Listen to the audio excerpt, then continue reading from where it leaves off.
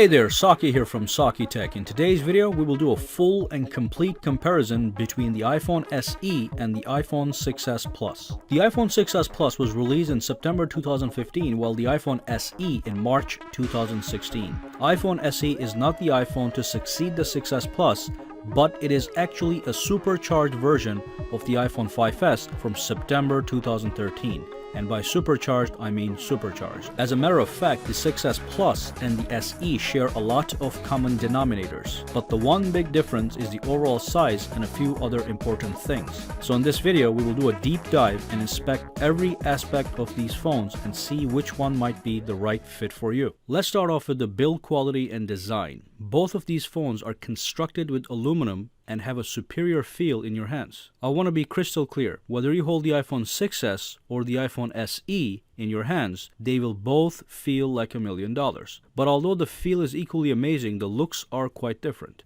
The iPhone SE has a boxier look with sharp and beveled edges, while the iPhone 6s sports a curvy design. It has curvy edges which give it a more continuous form. What I mean by the continuous form is that on the 6s, the glass curves down around the sides to meet the aluminum enclosure that further curves to the back of the phone on a continuous surface without any gaps or bumps. But despite this new continuous and curvy design, I cannot tell you that the iPhone 6s design is superior to the SE. I wouldn't be surprised if some people prefer the design of the SE over the 6s, whereas others will prefer the 6s over the SE. What this means is that both phones, from a design perspective, look pretty gorgeous. Let me know which one you like in the comments below. Now, while on the subject of design, let's take a look at the dimensions. The SE measures 123.8 millimeters in height, 58.6 millimeters wide, and 7.6 millimeters thick. It only weighs 113 grams. The 6s Plus, on the other hand, weighs 158.2 millimeters in height, 77.9 millimeters wide, and 7.3 millimeters thick, and it weighs 192 grams. Obviously, the 6s Plus is the bigger phone, but if you notice, the 6s Plus is thinner than the SE. That is most likely due to the fact that they had to cram in some powerful internals inside of SE's considerably smaller frame, and we will talk about these internals in a minute. In any case, the SE is definitely designed for all-day one-handed use, while the 6s Plus will be asking for double-handed usage just about every single time. So this is an important category while making a decision: single-handed use versus double-handed use. Let's move on to the processor and memory.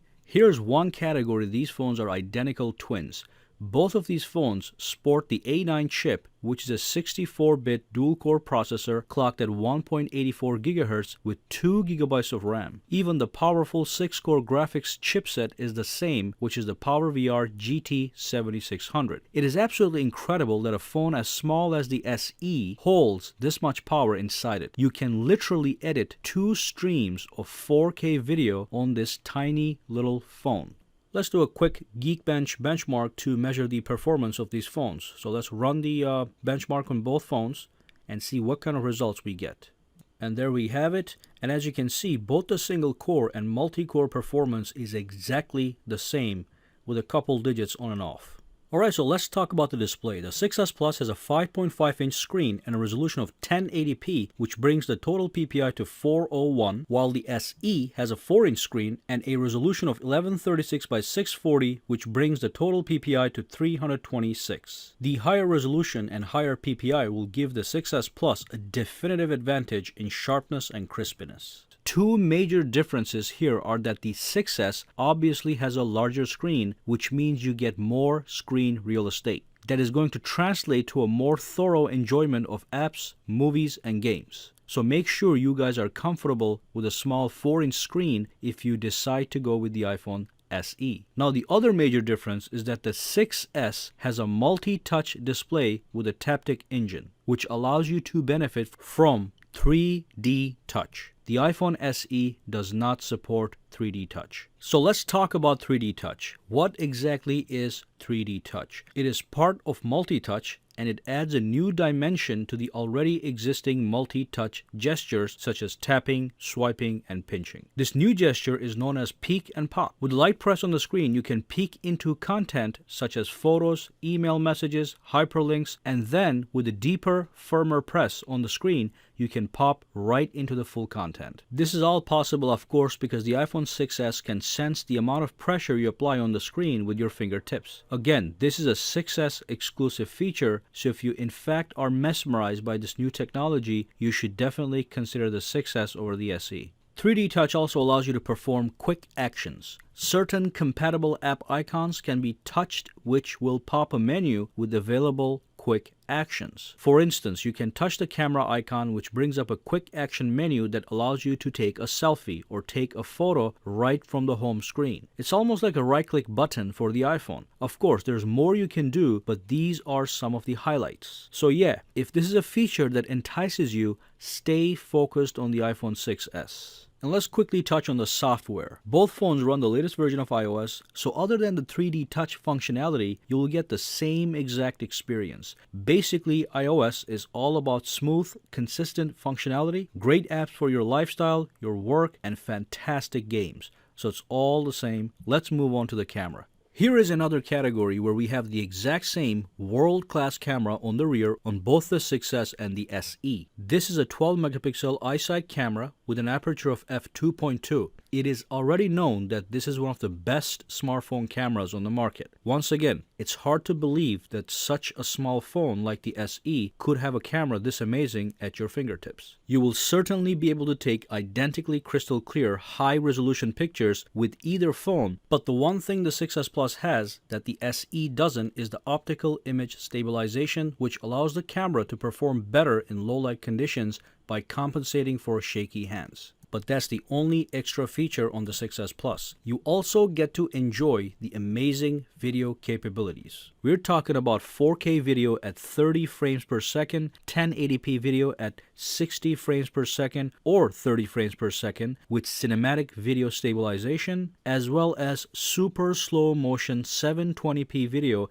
at 240 frames per second. And of course, you get to do time-lapse videos. Now on the front side, the cameras do differ. The 6s has a 5 megapixel front-facing camera, while the SE has a 1.2 megapixel front-facing camera. A minor difference that I wouldn't worry about too much. The rear camera is what really counts, and they're exactly the same powerful cameras. Let's move on to the battery. So the 6s Plus has a battery capacity of 2750 mAh, while the SE has a battery capacity of 1645 mAh. Now both phones have been tested to last as much as a day and a half on medium use. And by medium use, we mean a healthy mixture of browsing the web, watching some YouTube videos perhaps, playing a couple hours of games, and of course, calling and texting. So that's the battery. You get the same life with either phone. Fingerprint sensors.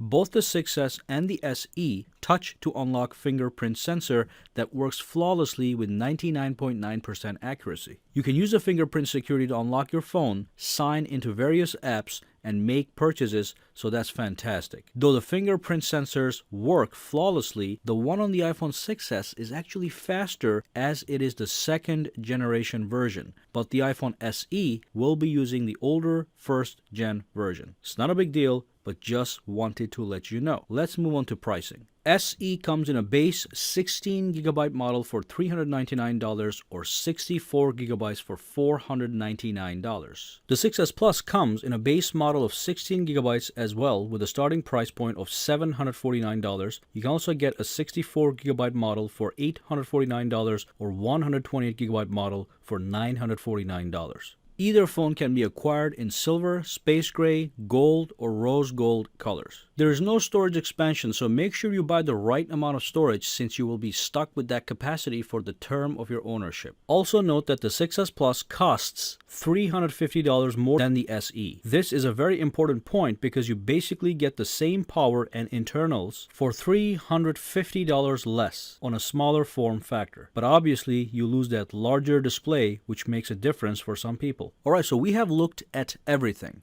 but how do we draw a conclusion? First off, let's realize that the iPhone SE is basically a smaller version of the 6s. Here is what both phones have in common.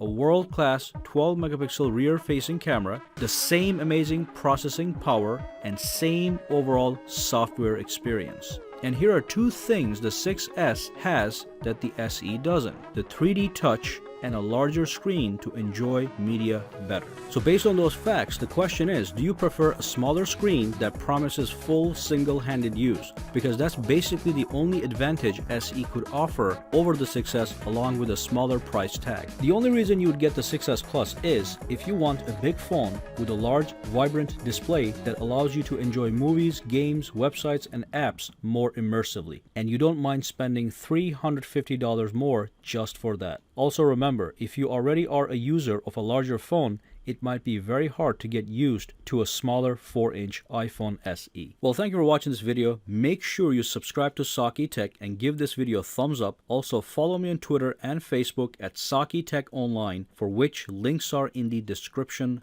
below. Have a fantastic day.